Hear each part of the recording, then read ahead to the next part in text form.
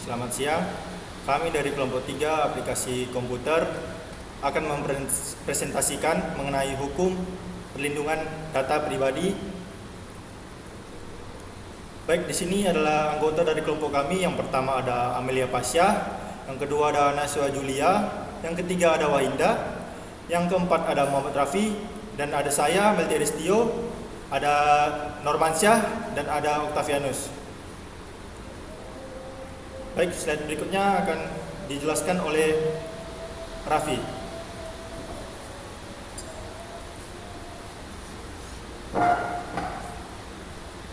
Baik, selanjutnya saya akan menjelaskan definisi dari data pribadi. Informasi yang didapat untuk mengidentifikasi seseorang secara langsung atau tidak langsung, baik dalam bentuk individu maupun informasi lainnya yang berkaitan dengan identitas seseorang. Di sini ada juga jenis-jenis dari data pribadi umum, data pribadi khusus, dan juga data pribadi elektronik. Baik, selanjutnya akan dijelaskan oleh Wawa.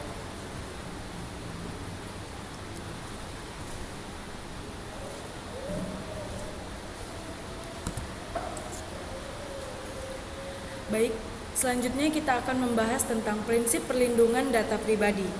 Prinsip perlindungan data pribadi ini berfungsi sebagai dasar bagi pengelolaan data pribadi yang sah dan berlangsung tanggung jawab. Berdasarkan UU nomor 27 tahun 2022, pengelolaan data pribadi harus memenuhi 5 prinsip utama, yaitu terdiri dari prinsip keadilan dan prinsip tujuan yang sah, prinsip kebutuhan yang profesional, prinsip keamanan data, prinsip akuntabilitas, dan saya akan memulai dengan menjelaskan prinsip keadilan. Artinya, data pribadi hanya akan dikumpulkan dan digunakan dengan cara yang sah dan adil. Pengumpulan data harus dilakukan dengan persetujuan yang jelas dari subjek hukum. Berikutnya prinsip tujuan yang sah.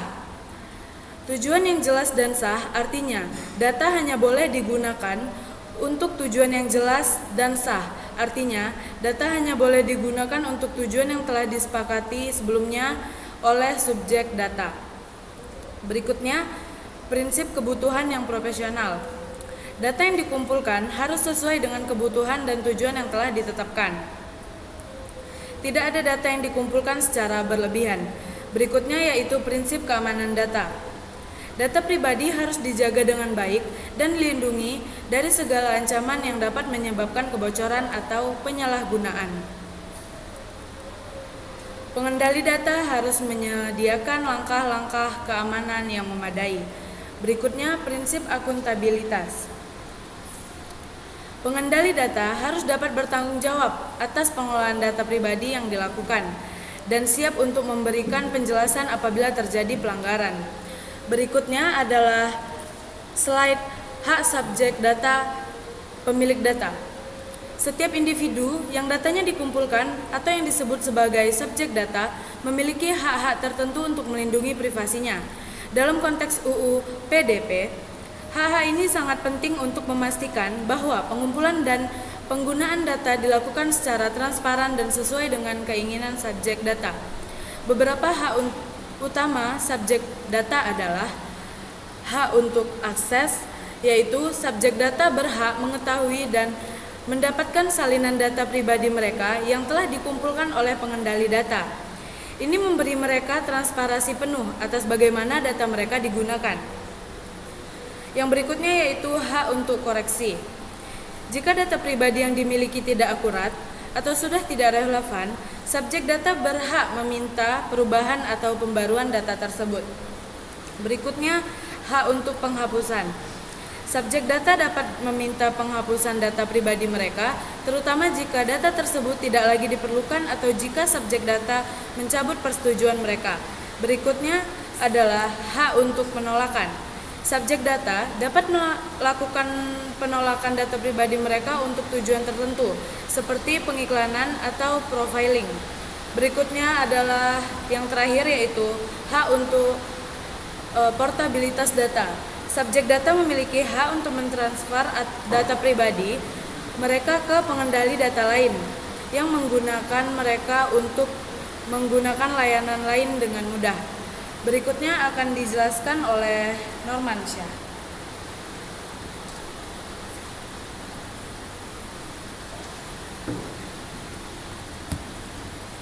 Baik, selanjutnya ada kewajiban pengendali data. 1.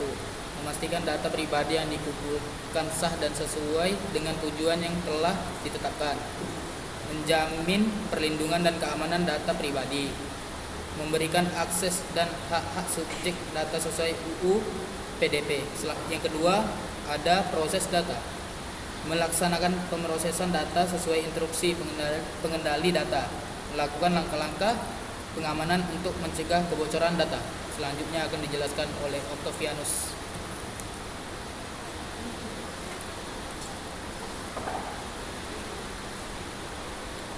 Baik, berikutnya kita lanjut dengan lembaga pengawas dan sanksi.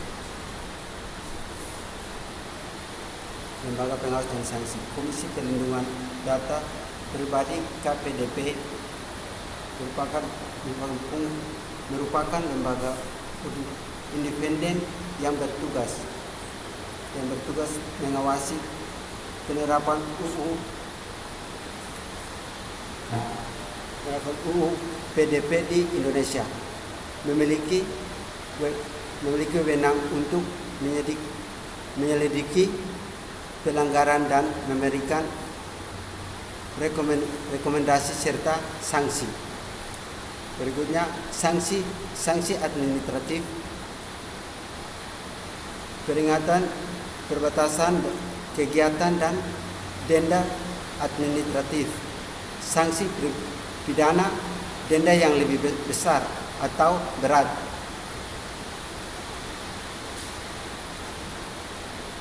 Seperti kebocoran data pribadi yang tidak dilaporkan. Berikutnya akan dilanjutkan oleh Naswa.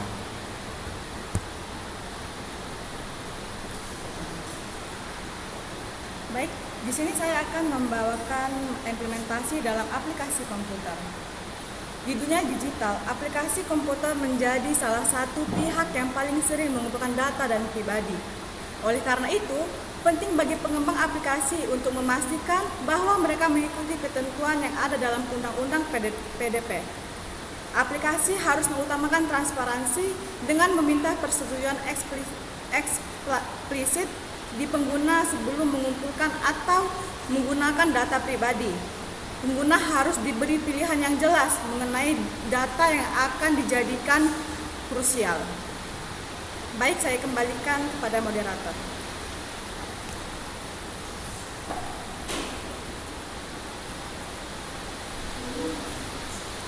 Baik, sekian dari presentasi kami dari kelompok 3. Bila ada kata, kalimat yang kurang berkenan, kami mohon maaf. Saya akhiri. Wassalamualaikum warahmatullahi wabarakatuh. Selamat siang.